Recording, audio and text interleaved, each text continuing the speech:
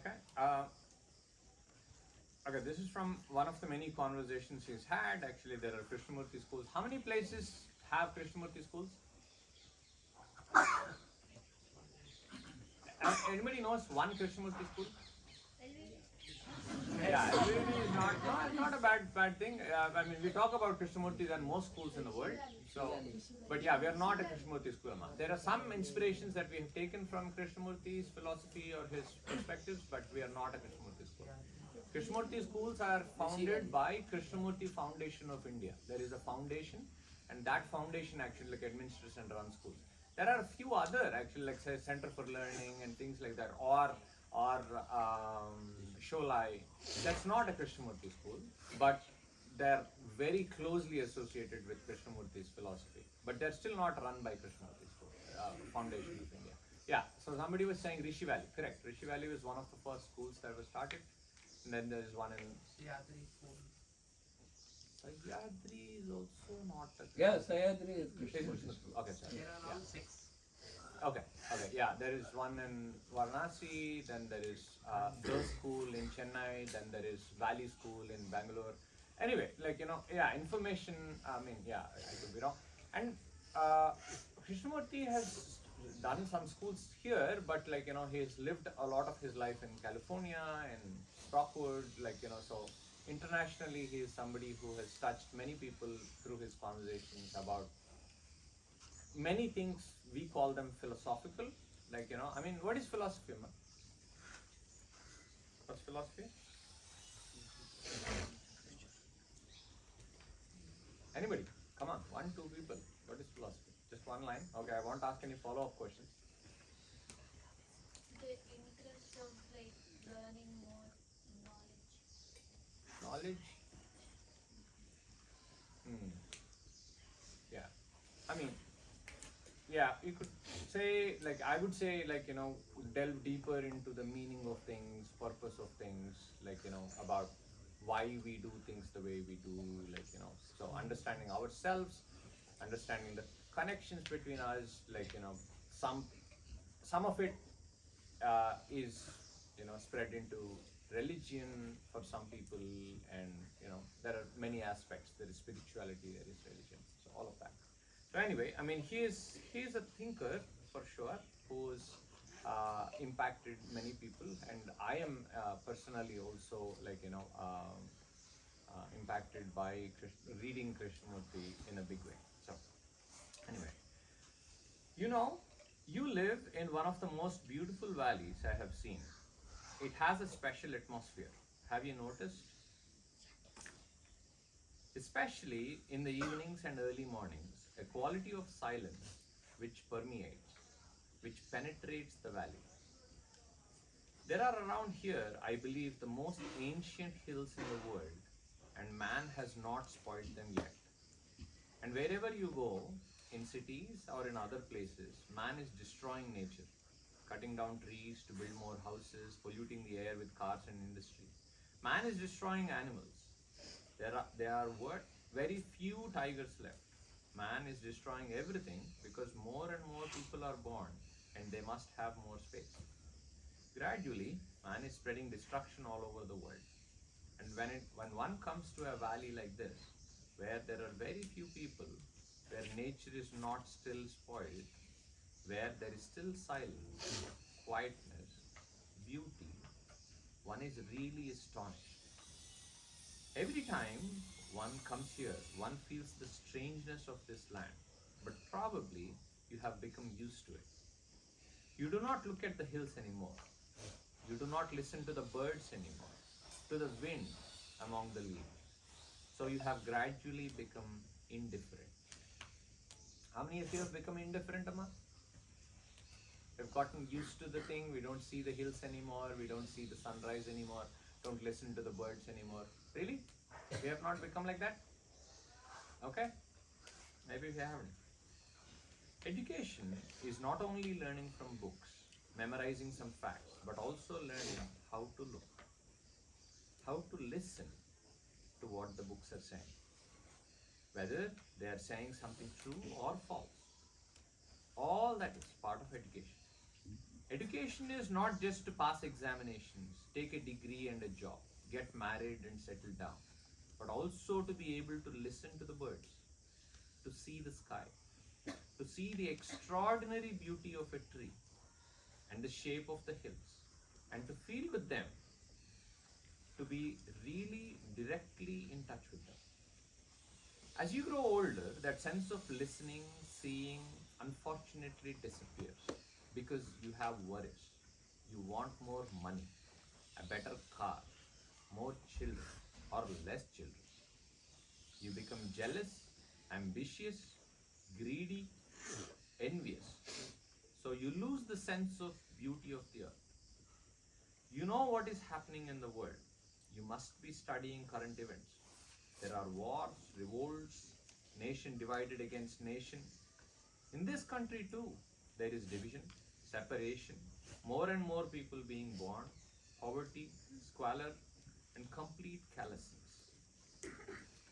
Man does not care what happens to another so long as he is perfectly safe. And you are being educated to fit into all this. Do you know the world is mad? That all this is madness? This fighting, quarreling, bullying, tearing at each other. And you will grow up to fit into this. Is this right? Is this what education is meant for? That you should willingly or unwillingly fit into this mad structure called society. And do you know what is happening to religions throughout the world? Here also, man is disintegrating. Nobody believes in anything anymore. Man has no faith. And religions are merely the result of a vast propaganda. Some of these ideas maybe are difficult to understand, but let's move forward and see. So, the way he uses those words, religion, the way he uses the words faith, try to pay attention to that. Because since you are young, fresh, innocent, can you look at all of the beauty of the earth, have the quality of affection, and can you retain that? For if you do not, as you grow up, you will conform, because that is the easiest way to live. As you grow up, a few of you will revolt, but that revolt too will not answer the problem. Some of you will try to run away from society, but that running away will have no meaning. You have to change society, but not by killing people. Society is you and I. You and I create the society in which we live. So you have to change. You cannot fit into this monstrous society. So what are you going to do? And you, living in this extraordinary valley, are you going to be thrown into this world of strife, confusion, war, hatred?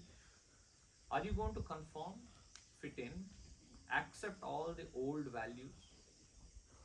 You know what those values are? Money, position, prestige, power. That is all man wants. And society wants you to fit into the pattern of values. But if you now begin to think, to observe, to learn, not from books, but learn for yourself by watching, listening to everything that is happening around you, you will grow up to be a different human being, one who cares, who has affection, who loves people. Perhaps if you live that way, you might find a truly religious life. So look at nature, at the tamarind tree, the mango trees in the bloom, and listen to the birds early in the morning and late in the evening. See the clear sky, the stars, how marvelously the sun sets behind those hills. See all the colors, the light on the leaves, the beauty of the land, the rich earth. Then having seen that, seen also what the world is, with all its brutality, violence, ugliness, what are you going to do? Do you know what it means to attend, to pay attention? When you pay attention, you see things much more clearly. You hear the birds singing much more distinctly. You differentiate between various sounds. When you look at a tree with a great deal of attention, you see the whole beauty of the tree. You see the leaves, the branch, you see the wind playing with it. When you pay attention, you see extraordinarily clearly. Have you ever done it? Attention is something different from concentration. When you concentrate, you don't see everything. But when you're paying attention, you see a great deal. Now, pay attention. Look at that tree and see the shadows, the slight breeze among the leaves. See the shape of the tree. See the proportion of the tree in relation to other trees. See the quality of light that penetrates through the leaves, the light on the branches and the trunk. See the totality of the tree. Look at it that way because I'm going to talk about something to which you have to pay attention. Attention is very important. In the class as well as when you're outside, when you're eating, when you're walking. Attention is an extraordinary thing. I'm going to ask you something. Why are you being educated? Do you understand my question? Your parents send you to the school, you attend classes, you learn mathematics, you learn geography, you learn history. Why? Have you ever asked why you want to be educated? What is the point of being educated? What is the point of your passing examinations and getting degrees? Is it to get married, get a job, and settle down in life as millions and millions of people do? Is that what you're going to do? Is that the meaning of education? Do you understand what I'm talking about? This is really a very serious question. The whole world is questioning the basis of education. We see what education has been used for. Human beings throughout the world, whether in Russia or in China or in America or in Europe or in this country, are being educated to conform. Conform అంటే ఏంటమ్మా? ఎవరో చెప్పిన దాన్ని మనం ఒప్పుకోవడం, ఒప్పుకుని దాని ప్రకారం నడుచుకోవడం, దాన్ని conformity అంటారు.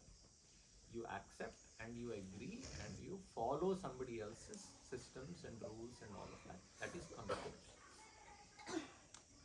To fit into society and into their culture, to fit into the stream of social and economic activity, to be sucked into the vast stream that has been flowing for thousands of years. Is that education? Or is education something entirely different? Can education see to it that human mind is not drawn into that vast stream and so destroyed? See that the mind is never sucked into that stream, so that with such a mind, you can be entirely different human being with a different quality of life. Are you going to be educated that way? Or are you going to allow your parents, society to dictate to you so that you become part of the stream of society? Real education means that a human mind, your mind, not only is capable of being excellent in mathematics, geography and history, but also can never, under any circumstances, be drawn into the stream of society. Because that stream, which we call living, is very corrupt. It is immoral. It is violent. It is greedy. That stream is our culture. So the question is how to bring about the right kind of education so that the mind can withstand all temptations, all influences, the bestiality of this civilization and this culture.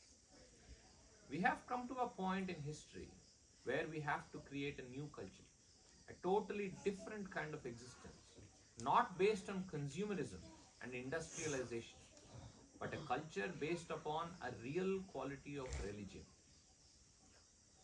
Now, how does one bring about, through education, a mind that is entirely different? A mind that is not greedy or envious? How does one create a mind that is not ambitious, that is extraordinarily active, efficient, that has a real perception of what is true in daily life, and which is, after all, religion? So his use of that word religion is very different from what many of us think. So he said, the real perception of what is true in daily life is, after all, religion. That pursuit of truth. Now, let us find out what the real meaning and intention of education. Can your mind, which has been conditioned by society, the culture in which you have lived, be transformed through education so that you will never, under any circumstances, enter the stream of society? Is it possible to educate you differently? Educate, in the real sense of the word, not to transmit from teachers to students some information about mathematics, history, or geography, but in the very instruction of these subjects to bring about a change in your mind, which means that you have to be extraordinarily critical. You have to learn never to accept anything which you yourself do not see clearly, never to repeat what another has said. I think you should put these questions to yourself, not occasionally, but every day. Find out. Listen to everything, to the birds, to the cow calling. Learn about everything in yourself, because if you learn from yourself, about yourself, then you will not be a second-hand human being. So you should, if I may suggest, from now on, find out how to live entirely differently, and that is going to be difficult. For I'm afraid most of you like to find an easy way of living. You like to repeat and what other people say, what other people do, because it's the easiest way to live. To conform to the old pattern or to a new pattern. We have to find out what it means never to conform, what it means to live without fear. This is your life, and nobody is going to teach you. No book, no guru. You have to learn from yourself, not from books. There is a great deal to learn about yourself. It is an endless thing. It is a fascinating thing. When you learn about yourself from yourself, out of that learning, wisdom comes. Then you can live a most extraordinary, happy, beautiful life. Right? Now, will you ask me questions? So far, anybody wants to say anything on that? Actually, like, I mean, any one thing, two things which you thought were different or you're thinking about? Maybe that's a good thing. You can just say, this one thing, I want to think more about it. That's all. Yeah. Anybody wants to say one or two things? Breaking the, monotone is also would be nice. Like, instead of me talking continuously, hearing a few more voices. I know reading Krishnamurti for me is a very contemplative activity. Contemplative ante, you keep thinking, you keep going through a very, inside your mind, inside your brain, inside your thoughts, there is a lot going on, right? So it's very natural to be very quiet during such times. But, for sake, if anybody wants to say one or two things, that would be nice. Is it very difficult to follow, or you think more or less you're following? How many of you find this text very, very new and different from anything you have read before?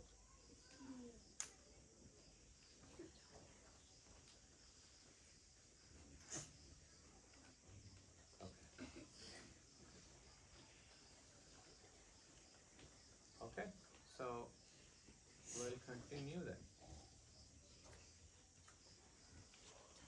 Yeah. The world is full of callous people, indifferent people, cruel people, and how can you change those people? The world is full of callous people, indifferent people, cruel people, and how can you change those people? Is that it? Why do you bother about changing others? Change yourself. Otherwise, as you grow up, you will become also callous. You will also become indifferent. You will also become cruel. The past generation is vanishing, it is going. You are coming. If you also prove callous, indifferent, cruel, you will also build the same society. What matters is that you change, that you are not callous, that you are not indifferent. When you say all this is the business of older generation, have you seen them? Have you watched them? Have you felt for them? If you have, you will do something. Change yourself. Test it by action. Such action is one of the most extraordinary things. But we want to change everybody except ourselves, which means really we do not want to change. We want others to change. And so we remain callous, indifferent, cruel, hoping the environment will change so that we can continue in our own way. You understand what I'm talking about? You ask us to change. What do we change into? You ask us to change, what do we change into? You cannot change into a monkey. Probably you would like to, but you cannot. Now, when you say, I want to change into something, listen to this carefully. If you say to yourself, I must change myself into something is a pattern which you have created, haven't you? Do you see that? I mean, for real, you guys should think about this. Into something, that means there is a thing in your mind changing into, which means you are already thinking in that conformed way. Look, you are violent or greedy and you want to change yourself into a person who is not greedy. Not wanting to be greedy is another form of greed, isn't it? That's difficult to understand. No. Do you understand that? Not wanting to be greedy, is that another form of greed? How is that another form of greed? Because we were asking for something. There is an image that, oh, I want to be a non-greedy person. And there is a greed for that goodness. Right? So it's a different kind of a greed, but that's also greed. Right? But if you say, I am greedy, I will find out what it means, why I am greedy, what is involved in it, then you understand greed. You will be free of greed. Do you understand what I'm talking about? Let me explain. I am greedy and I struggle, fight, make tremendous efforts not to be greedy. I have already an idea, a picture, an image of what it means not to be greedy. So I am conforming to an idea which I think is non-greed. You understand? Whereas, if I look at my greed, if I understand why I am greedy, the nature of my greed, the structure of my greed, then when I begin to understand all that, I am free of greed. Therefore, freedom from greed is something entirely different from trying to become non-greedy. I'll read that last line again. Therefore, freedom from greed is something entirely different from trying to become non-greedy. Do you see the difference? Freedom from greed is something which is entirely different from saying, I must be a great man, so I must be non-greedy. Have you understood? I was thinking last night that I have been to this valley off and on for about 40 years. People have come and gone. Trees have died. New trees have grown. Different children have come, passed through this school, have become engineers, housewives, and disappeared altogether into the masses. I meet them occasionally at an airport or at a meeting. Very ordinary people. And if you are not very careful, you are going to end up that way. What do you mean by ordinary? To be like the rest of men, with their worries, with their corruption, violence, brutality, indifference, callousness, to want a job, to want to hold on to a job, whether you are efficient or not, to die in the job. That is what is called ordinary. To have nothing new, nothing fresh, no joy in life, never to be curious, intense, passionate, never to find out, but merely to conform. That is what I mean by ordinary. It is called being bourgeois. It is a mechanical way of living, a routine, a boredom. Wait. Does this remind you of any movie that you watched recently? In a weird way, in an interesting way, Matrix is a movie which is actually centered on this idea. I mean, it's made into a sci-fi template, but then, you remember the dialogue, it's my way or the highway. Who says that? Nah, Oracle doesn't say that. Okay, you can open that door and actually you can walk out, and then she says, actually, you know exactly where that door goes. You have walked through that on many times. You know what it is. Is that the life that you want? No? No, this is not Oracle. It's like he's bugged, right? He's bugged, and before actually, that chip is removed from his stomach, they're trying to take something. Trinity and the other girl are having this conversation with Neo in the car, actually, that's okay. Anyway, the whole premise of the Matrix. What is the premise of the Matrix? What is the Matrix actually? Okay, so simply speaking, what is the Matrix movie about? About AI taking control over the... No, Kanna. And that is the way the story is written. But actually, philosophically, if you look at it, or actually as an idea, if you look at it, what it is saying is, all people are conforming, they are paying taxes, they are going to the jobs, they are doing things, thinking that is a real life. But it is not even a real life. You are being controlled by the machines, you are being controlled by the society, you are being to what to do, what to think, what to everything. You can take the blue pill and then you can actually become free of that and then live a real life, right?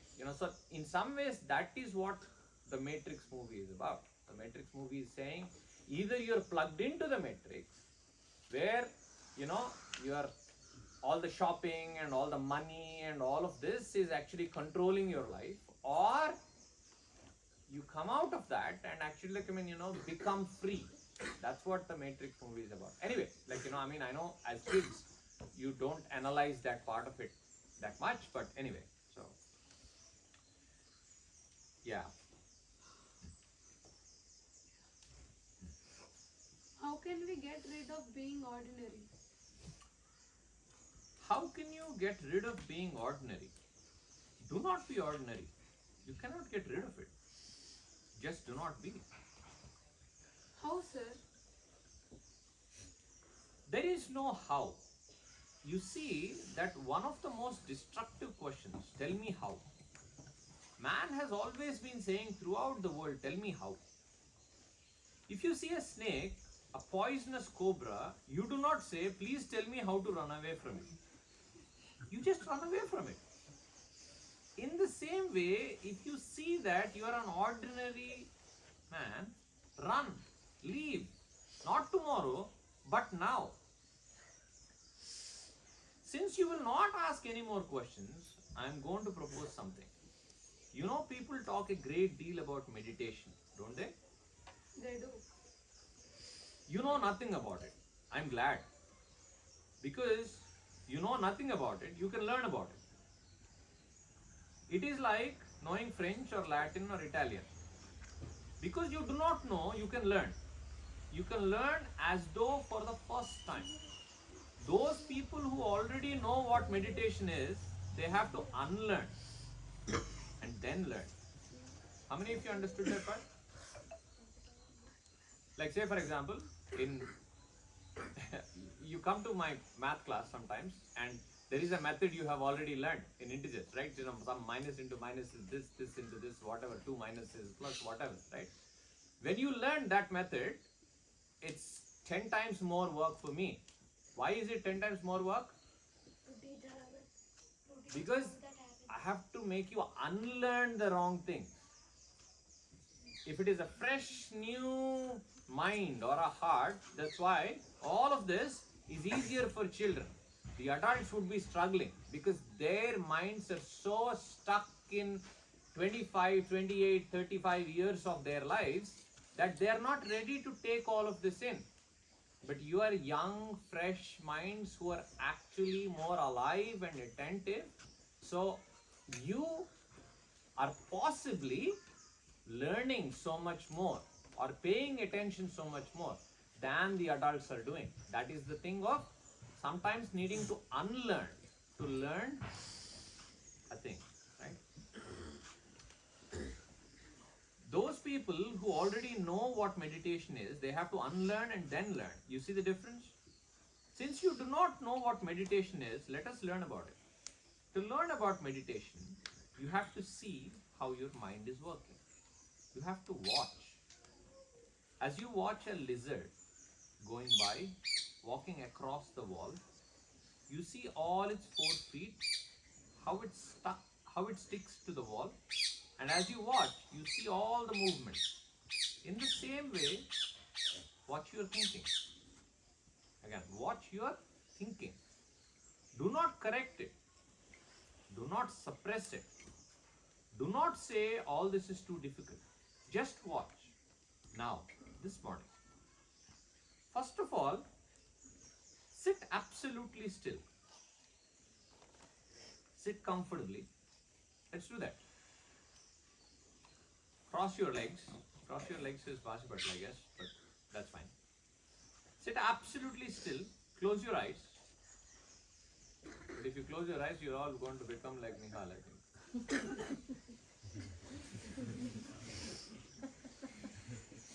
See if you can keep your eyes from moving.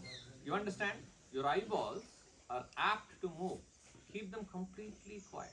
For fun. Really, this has nothing to do with religion and God and nothing. Just for fun. Then as you sit very quietly, find out what your thought is doing. Watch it as you watch the lizard. Watch thought, the way it runs. One thought after another. So you begin to learn, to observe. Are you watching your thoughts? How one thought pursues another thought. Thought saying, this is a good thought, this is a bad thought.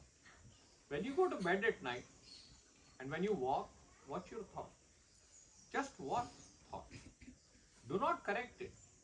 And then you will learn the beginning of meditation. Now sit very quietly. Shut your eyes and see that the eyeballs do not move at all. Then watch your thoughts so that you learn. Once you begin to learn, there is no end to learning.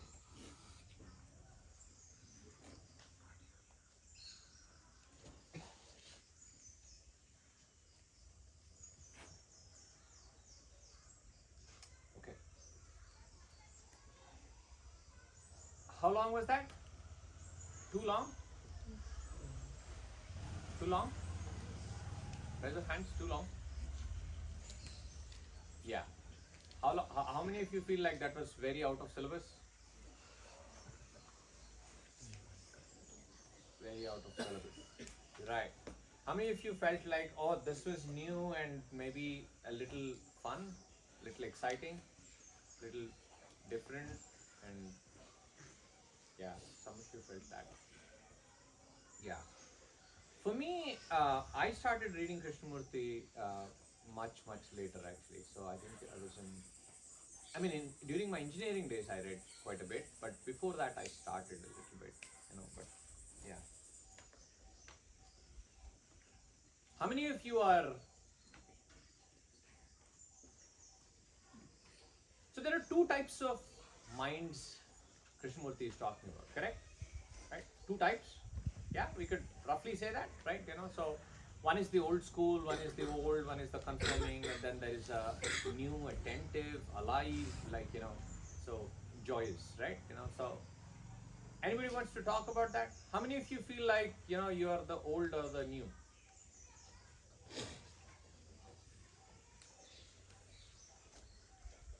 In your own words, just actually, talk about what are these two minds. What are the two minds? Make a fool of yourself, right? It's okay. That's what being now and breaking out of the thing means. What are the two types of minds that Krishnamurti is talking about?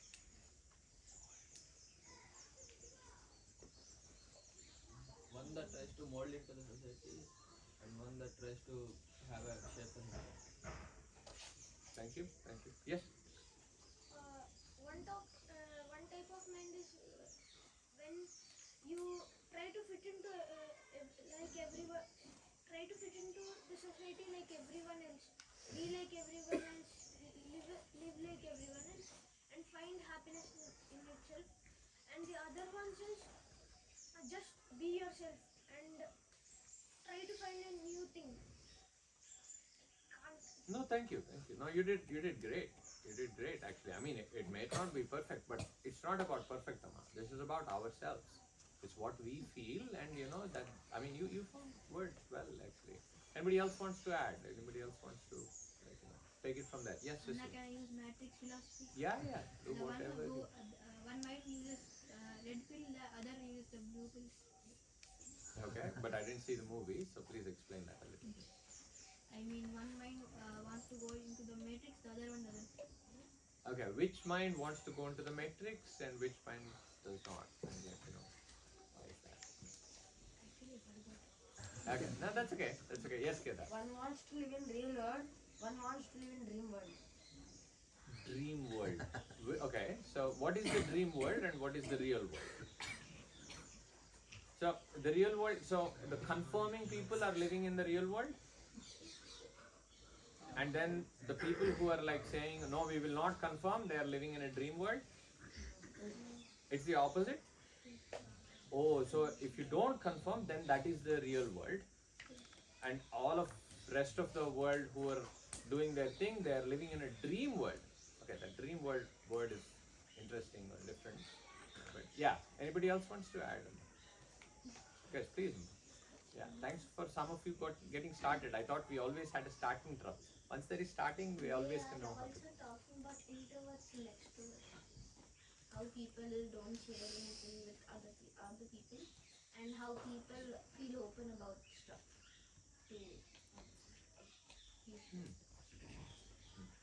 Yes. In the real world, we cannot do everything, but in a dream world, we can do anything. Like in the dream world, we can run like Flash, and in the real world, we can't. Oh, so now you're taking the matrix thing actually, very seriously and actually running with that. Yeah. Sorry. Yeah. Maybe I kind of distracted or diverted the thing a little bit.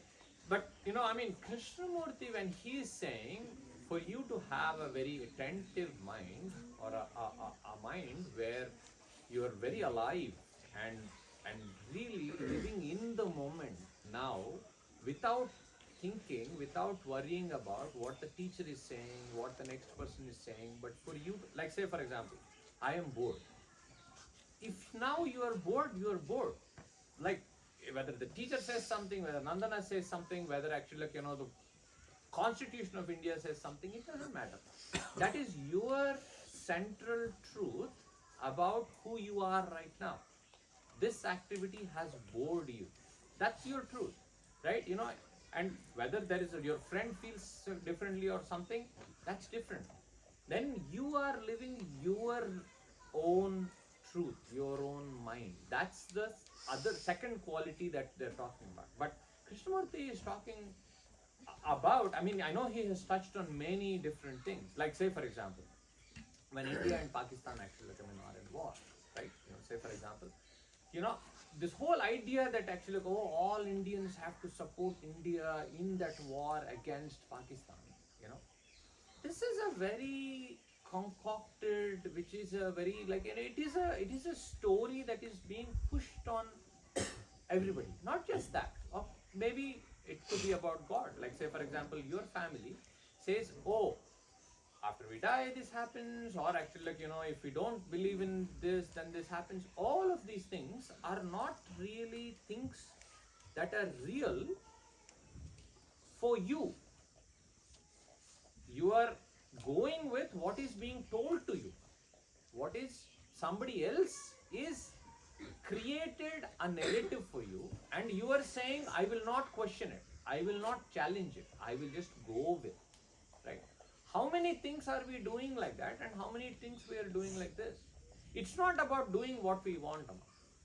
It's not about doing what we want. Like say for example, if there is a temptation, say for example, I am greedy. Like say for example, I want to rob Sachwati auntie's actually whatever, pen or purse or something. If I do that, that does not mean I am not conforming. Actually, in some ways, Krishnamurti is talking very broadly about why is there all this violence? Why is there this greed? It is because we are not living with that quality of mind.